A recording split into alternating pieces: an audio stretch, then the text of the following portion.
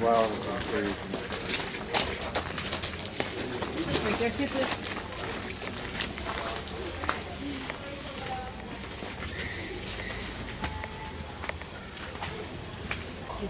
Welcome to the Innovation Hub. This is my favorite building at school because this is where all of the projects happen at Green School. We have power tools over there like laser cutters and 3D printers, all resources available for us students to use in our projects. And this is the perfect place to explain more about the Green School curriculum and how we learn. Based on John and Cynthia Hardy's dream of creating their dream school, they wanted to make a school that encourages students to learn and go direct themselves in their learning. So putting theory into practice, and that's through these projects. The Green School curriculum is built up of 3 pillars. The first is proficiencies. These are subjects like math, science, and literacy, traditional subjects, but the way we teach them is a little bit different. For example, in a primary school math class, learning about fractions, let's say, and ratios, instead of just doing worksheets and looking at a textbook, you'd be going into the kitchen and cooking pizza, for example, and you'd be looking at the ratio of flour to water and eggs, and actually seeing how these formulas and this theory is actually impactful in our daily life. So that's the first, proficiencies. The second is experiential. How can we learn beyond the classroom?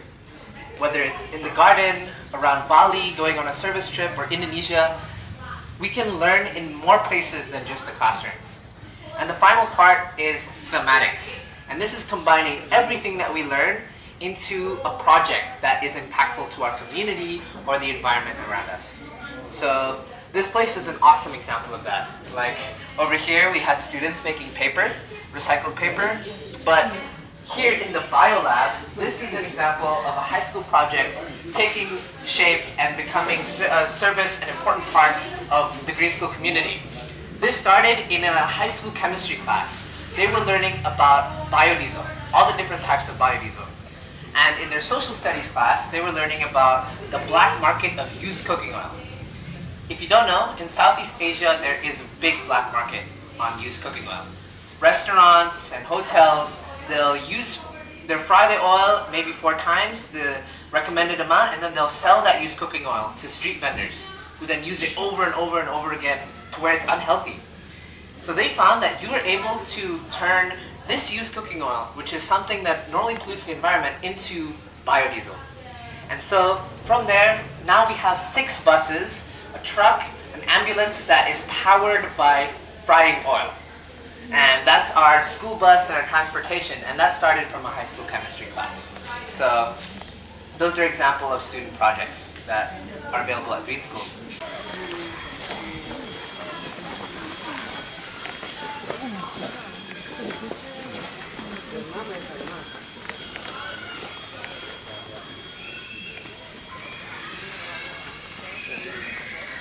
To explain some more projects, but specifically Capstone projects. So at Green School, there are no tests, no exams, or assessments like that. Instead, students graduating from primary school, middle school, and high school, they'll have to do a capstone project that's related to their passions. So in grade 12, when we graduate, this is really like a culmination of our learning throughout Green School. And this passion project combines all of the different things. And the key criteria for success is that it has an impact on the community or the environment. So an example is over here. This is the Miyawaki forest.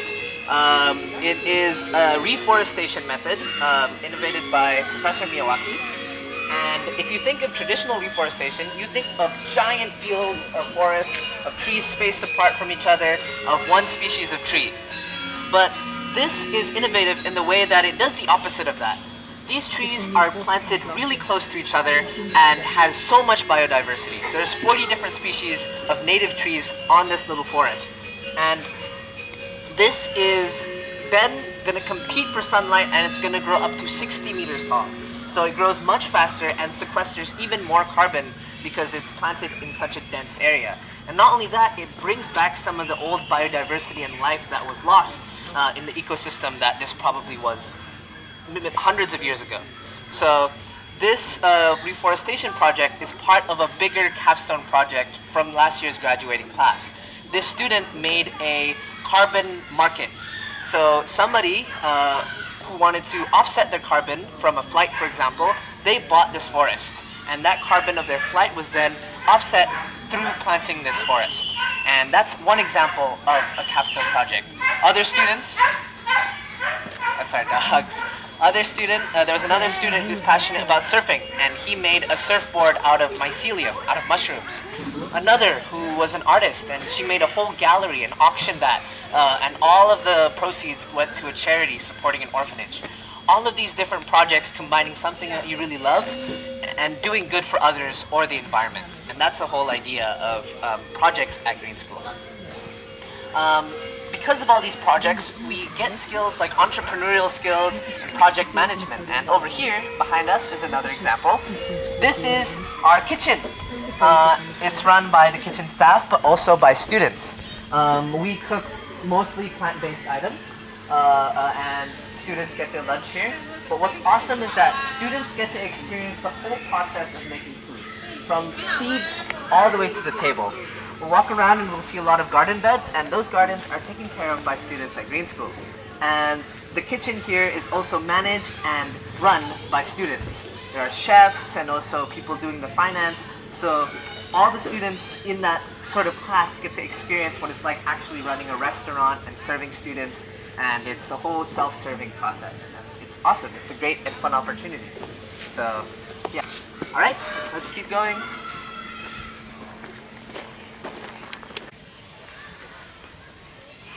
Right. It's okay, you guys can come closer. The crystal doesn't bite.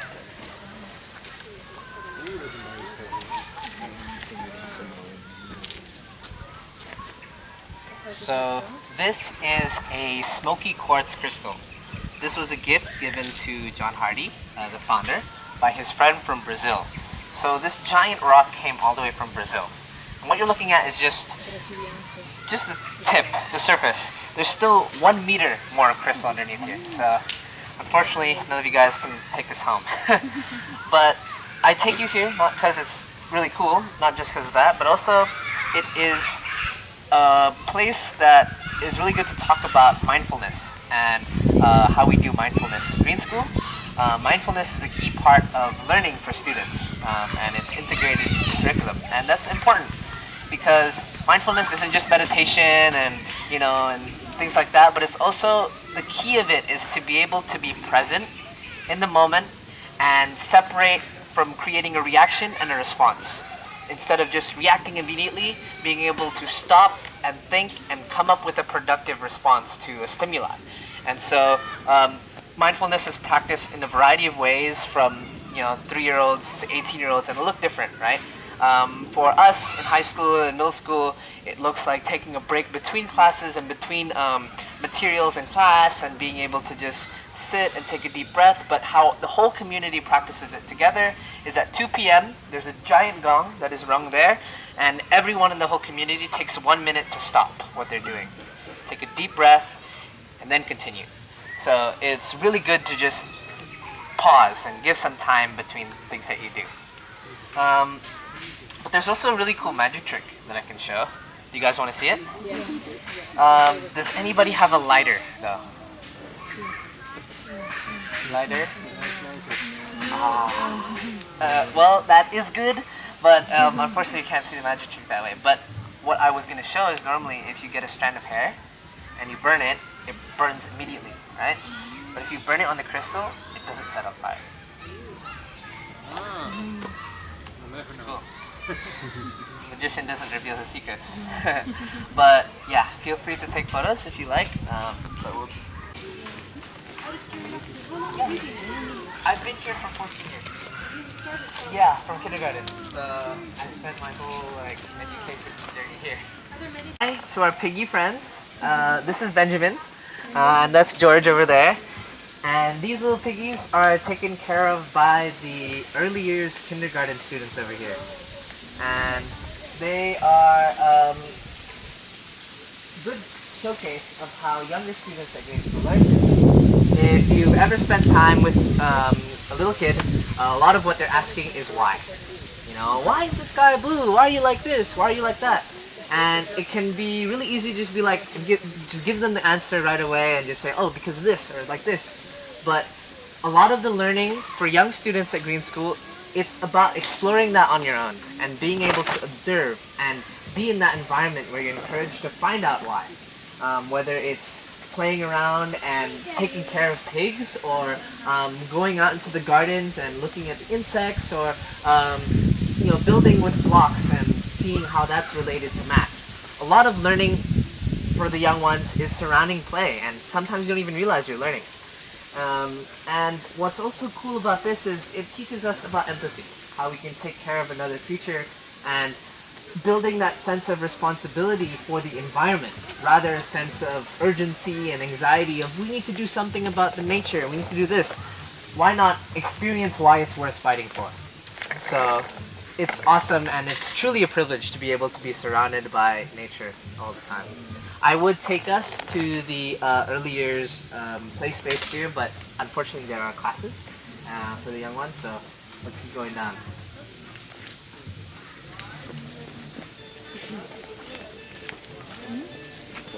Say bye.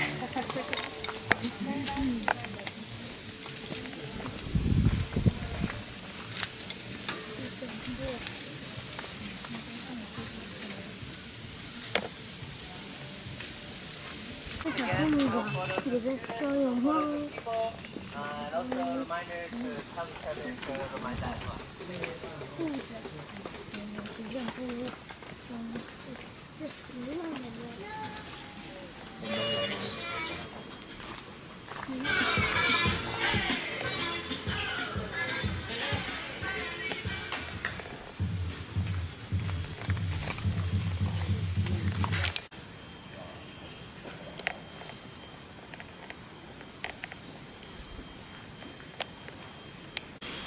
So say hi to the cows. This is our compost station. All of these gardens are taken care of by students. When the students are away, the holidays and the summer break, but for most days they are taken care of by students. And what's important about this method of farming and gardening is it is using permaculture techniques, and it is regenerative farming. The focus of regenerative farming is to promote biodiversity in not only the plants that we choose, but also in the soil. Bringing life to the soil, regenerating that, and that's through compost. So it's all zero, it's a zero waste process. All of the dead leaves and leftover food and waste, organic waste, it goes over here and is turned into compost in a 3-month process. So it starts off looking like that, and the end it looks like this, like soil. And these cows are our helpers. They eat all of the stuff that we don't want, the weeds like this, and then they poop a lot. So their poop is then mixed into the compost, and it's used in the gardens. And that brings worms and all little microbacteria that's really good for the soil. Alright? Yes. Let's keep going. So before we continue, I'd like to invite all of us to have a look up. Take a pause for a moment. Look at the nature. Try to observe all the different types of plants that you can see. Maybe you don't know the names of some of them. Look at all the animals. Maybe you might see some birds, some insects. You may have noticed as we walked along, all of the buildings that you've seen are made from bamboo. Bamboo growing looks like this. Bright green leaves and very tall. And I want to ask all of you, why do you guys think that we use bamboo for construction at Green School? Any guesses? It's sustainable. Sustainable. Yeah. It's available. Say again? It's strong. It's strong. Yeah. What are some other reasons? It's other everywhere. guesses? It's everywhere. Yeah. I mean, here especially, right? You'll see a lot of bamboo everywhere. Any other guesses? One more guess, maybe? It grows fast. Grows fast. It's a good one. It's So- beautiful. It's beautiful. Yeah. All of those are correct. And one of the key main reasons that we choose bamboo, and not only because it looks cool, but because of how fast it grows. You're right. And that's because bamboo has more in common with the grass on our feet than it does with some of these trees. Because bamboo is a grass. It's very similar to sugarcane. And that's why it grows so fast. Bamboo is available everywhere. It's on every continent except for Antarctica, right? And so bamboo grows so fast, you can even hear and see how fast that bamboo grows. So if you compare that to normal construction out of wood, most wood trees that are very strong will take 60 to 70 years to fully mature and be used in construction, while bamboo only takes 6 to 7. So bamboo can grow up to 30 meters tall in 6 to 7 years, and then after processing it, it's able to be used in beautiful buildings like the one we have right here. This is the Millennium Bridge. And so all of you are correct. It's sustainable, it grows very fast, it's very strong, almost as strong as steel even, and of course, it looks very beautiful. So that's why we construct out of bamboo. This here though, this is the Millennium Bridge, and it is the very first building that was constructed at Green School. And the reason why is important. This building was constructed first as a way to welcome the community around Green School. We are in Sibang Kaja, a village in Abian Samal in Bali, and around here are a lot of locals that call this place home. And building a school here, it's important that we include the local community and include that village, because at the end of the day, being in an international community, people will leave. People will come back, but people will go, and there needs to be people maintaining it. And so if we have locals involved in that and keeping the identity, it encourages that sense of sustainability, to sustain the school and keep it going. And our mission is a community of learners making the world sustainable, and the world includes everyone, even the people here. And so a lot of our faculty, our staff and students are local people from around this village that are welcome here. So, do you guys want to go on the bridge? All right, let's hop on.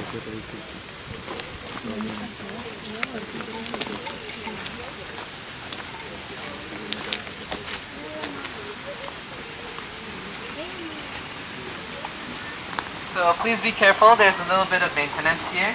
Just watch your step.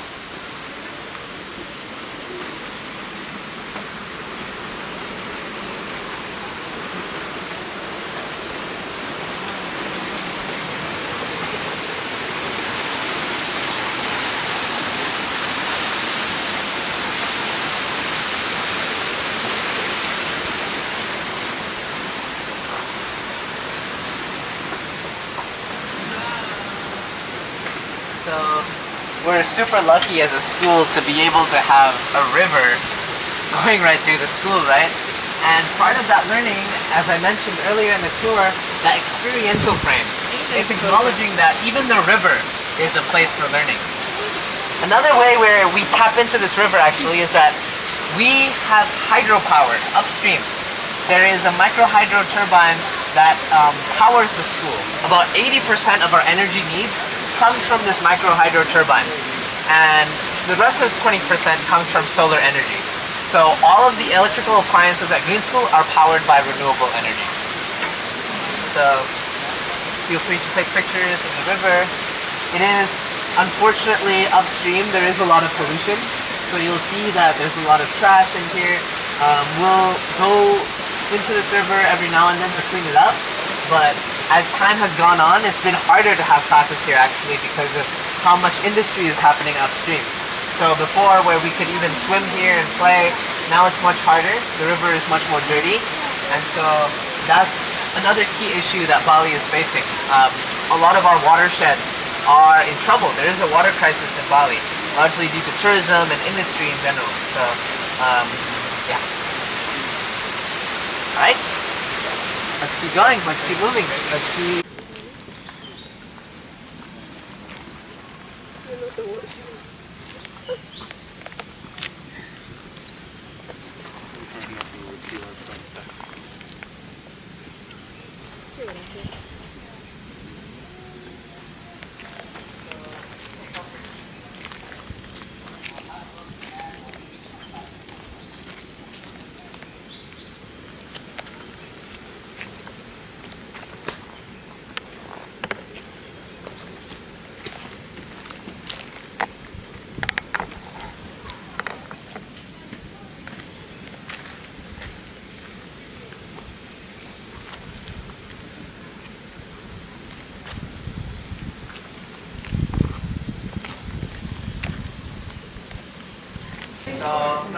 our buildings made out of bamboo, but everything inside it is as well.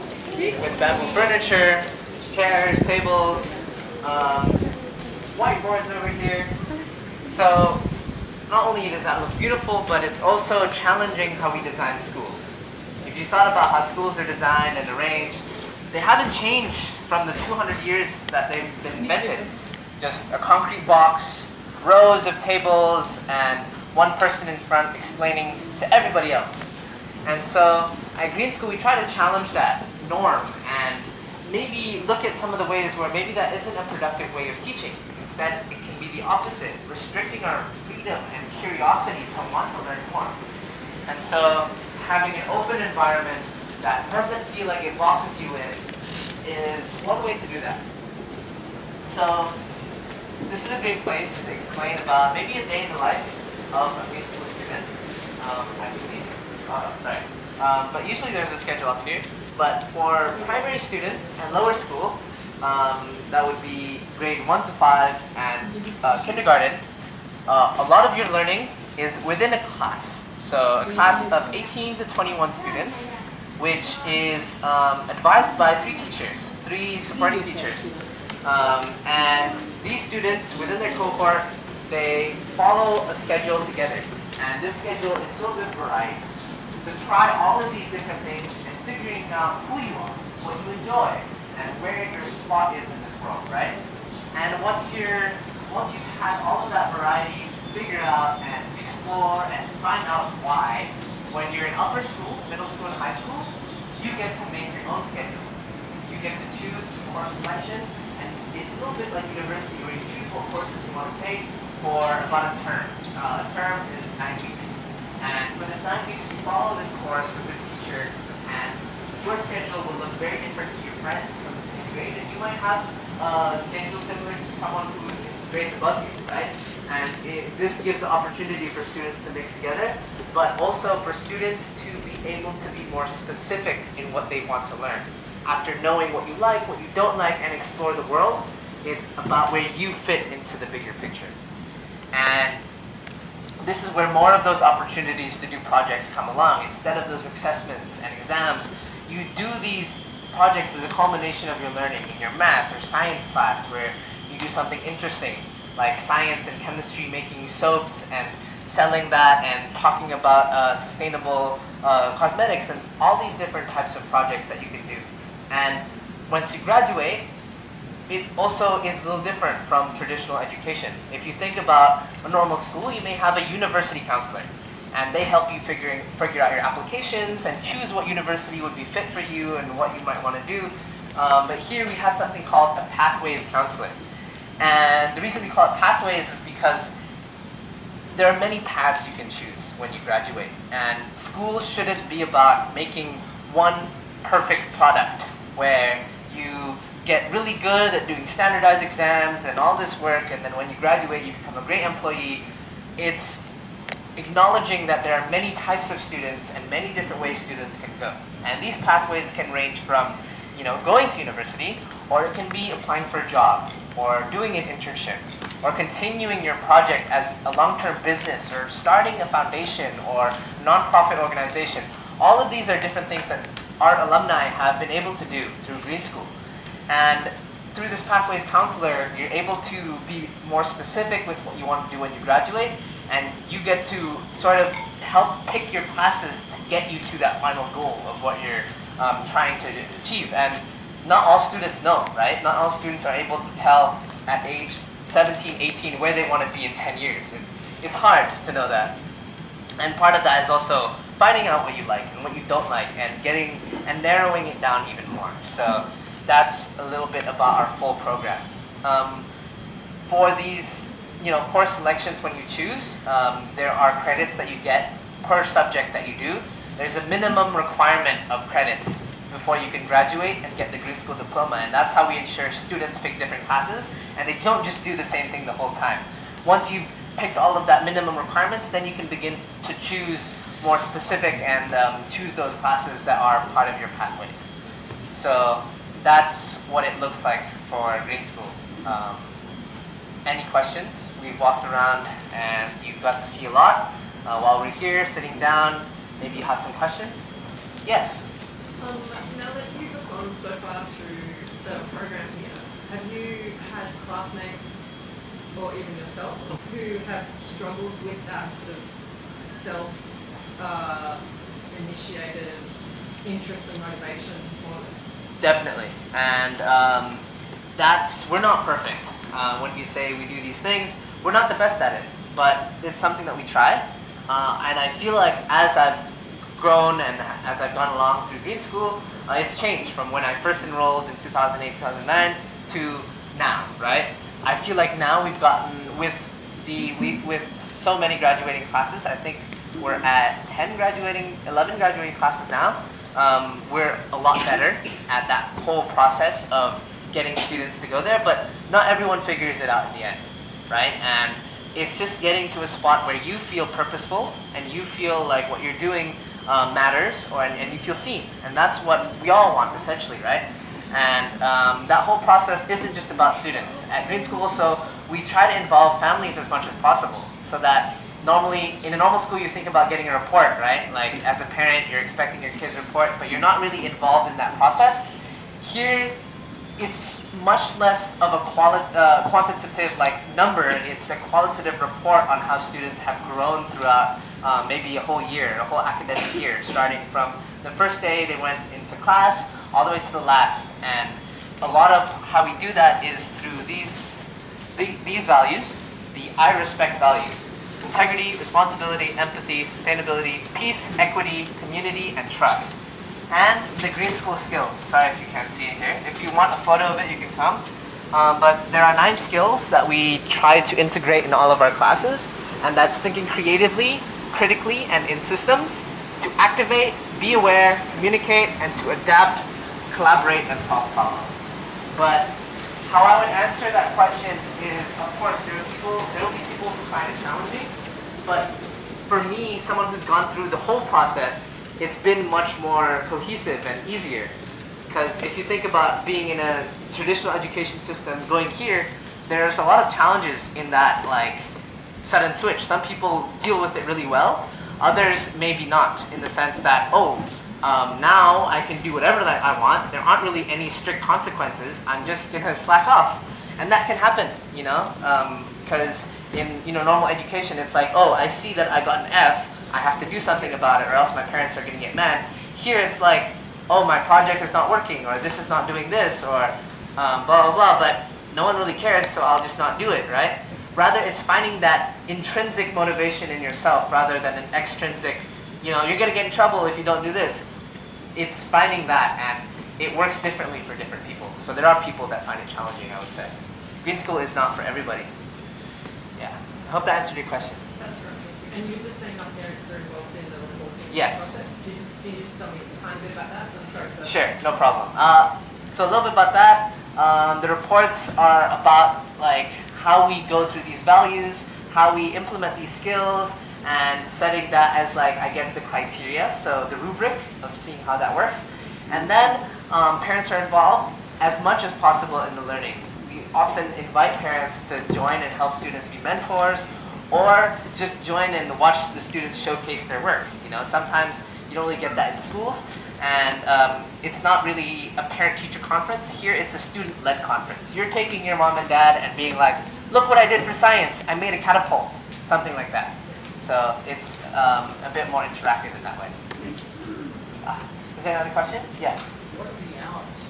The hours. Yeah, the classes are still Yes. going on now. So it's 8:15 until 3:15.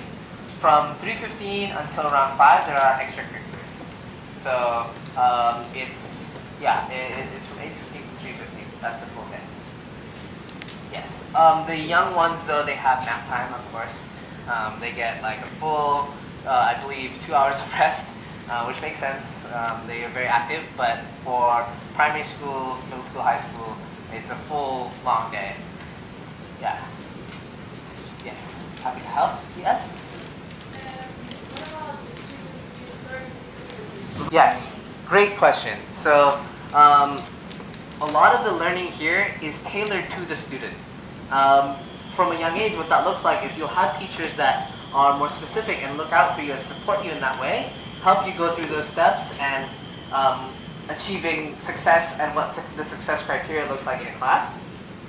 For older students, that support comes from counselors and other ways that we can provide support. There are students here with learning difficulties, of course, ADHD, dyslexia we have a lot of students with dyslexia, and our founder actually, he had dyslexia. And one of the big things about why he founded the school, he doesn't say that he hates school, rather that the way schooling was for him was a lot about how like, oh, just because you have dyslexia, you're gonna fail in life, right? It makes it really hard to do a lot of the work that you would need to do and achieve success in the traditional education system with learning difficulties like that. But then creating an environment where students who are different can also succeed in their own way and it is just as meaningful as another student, that's really the goal. So to answer that question, the support comes in many different ways and is different for different needs, right? And that can be through a counselor, but for younger students, it's through the teachers that they have that look out over them. We don't have very big classes, so teachers really get to be like one-on-one with the students. Yes? So another part of that is the culture in our school. So I would say there is no bullying really, because a lot of it is about being inclusive and encouraging of one another. So yeah, of course. Yeah, students. We have in high school, there are a lot of students with those learning difficulties. Some need more support than others, of course. Like, for example, someone with Down syndrome may need a specific counselor more suited to do those things, so they have that for them, and maybe for other students with that. They share the class, it's not like a different class. No, it's not a different class, yes. So, yeah, we try, like, it's important from both sides, right? You're both learning to be with each other. And that's the reality of life. You're going to be with lots of different kinds of people. So I hope that answered your question. Okay. Maybe one last one? If not, let's keep going, right?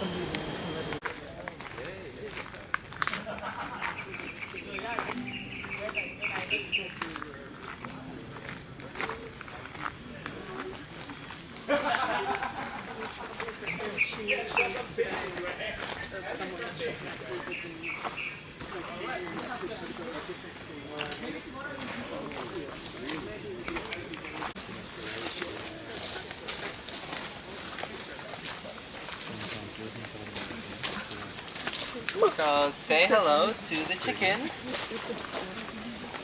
More feathery friends. We call these the GFC, not because we fry and eat them, but because they're the Green School friendly chickens, and they are taken care of by the 4th grade students. And this is a good example, another good example of project-based learning, but more at a younger age.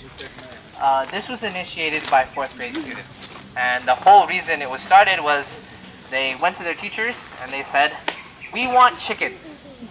And instead of the teachers going, "That's ridiculous, you're all crazy," the teachers encouraged them.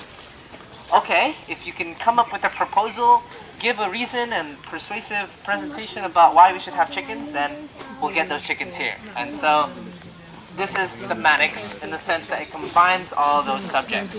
So math, figuring out the area, figuring out the cost, and then science. What do chickens need to live? What do they need to feel happy, right? And then literacy, to write that proposal and turn it into a presentation and present that. So if you can imagine little 4th graders working on a proposal that they would give to the principal to be able to have these chickens. That's awesome. You know, you don't get fourth graders doing that. And even though you don't get them doing that, it's not because they can't. They definitely can if they're motivated enough. And so now these chickens are here and they're very happy. What they're here for is actually for eggs too. These eggs is another part of an entrepreneurial element where parents, they'll do their grocery shopping at Green School. They get these eggs here, and all the money from those proceeds go to other student projects. So it's an awesome cycle of supporting one another. And they're also really cute. So, yes. De kippeneieren worden hier door de...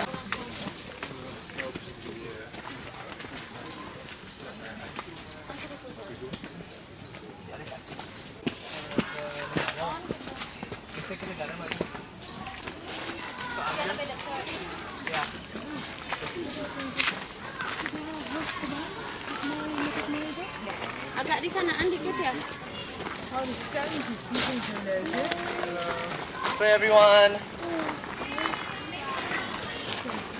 Dit is dit. Dit noemen ze het hart van de school.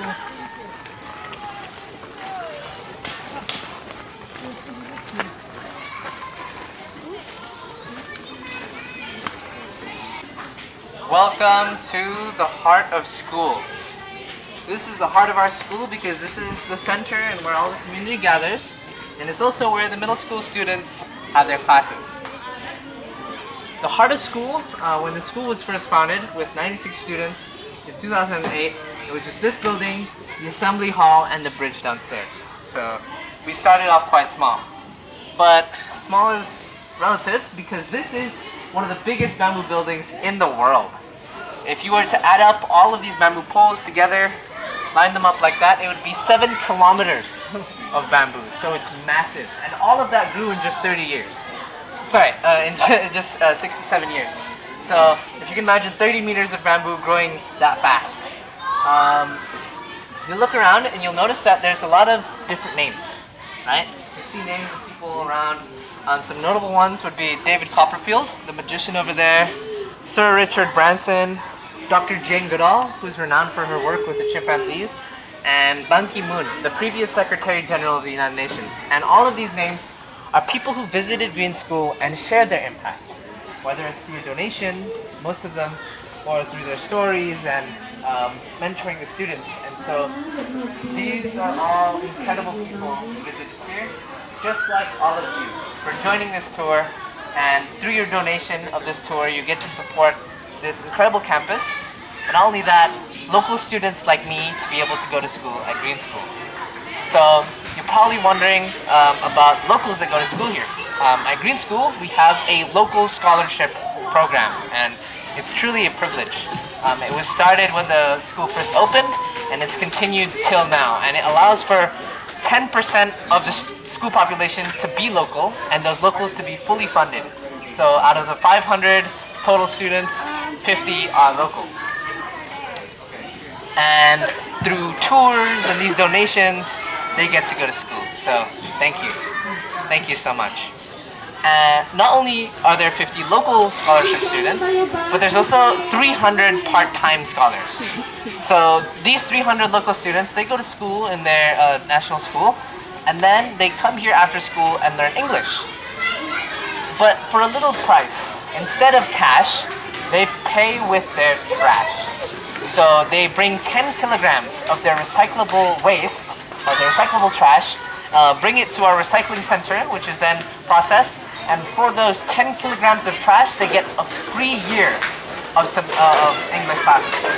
So trash for class. And thank you to all of you. 300 plus another 50 students. It's really incredible. So thank you. Any questions so far? Final questions? I had one, I'm sorry. Yes, all good. Is there English language support for international students joining the school? Yes, English is our primary language and what we teach with. So there's English learning support that is built in. So for those students that need extra English support, they'll be doing that. Yeah. Thank you. No problem. Anything else? All right. They Yes. learn more language for English and So do students learn more languages? Yes, and that's part of the program as well. Bahasa Indonesia is a required language. Outside of that, students can learn an elective language that they choose. Spanish, French, a lot of different languages are available for students to learn. Alright, let's keep going.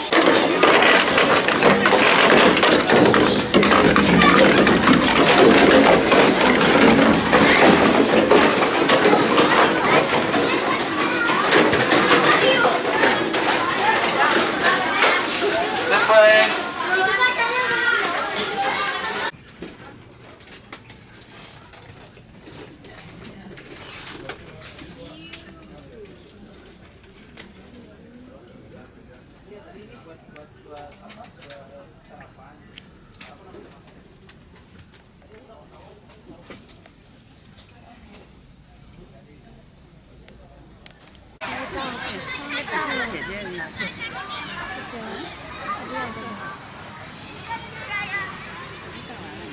Impressive building again. Yeah.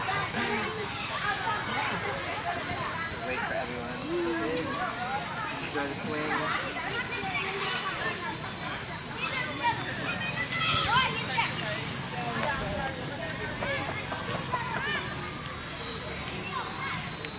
But this is the Arc. This is our gymnasium, and where we have sports and also have community gatherings. And this is the biggest bamboo building in the world. We're very lucky to have this building here. It's a good time as well to explain our sports program. We are a very active school and we have a lot of sports, not just moving around, but also actual leagues, so students can compete. There's an international school sports association here in Bali, and right now it is the football season, so students are playing soccer or football, and I think they've just finished training, so they're now having a fun game of soccer. So that's the end of our tour. Thank you so much for coming.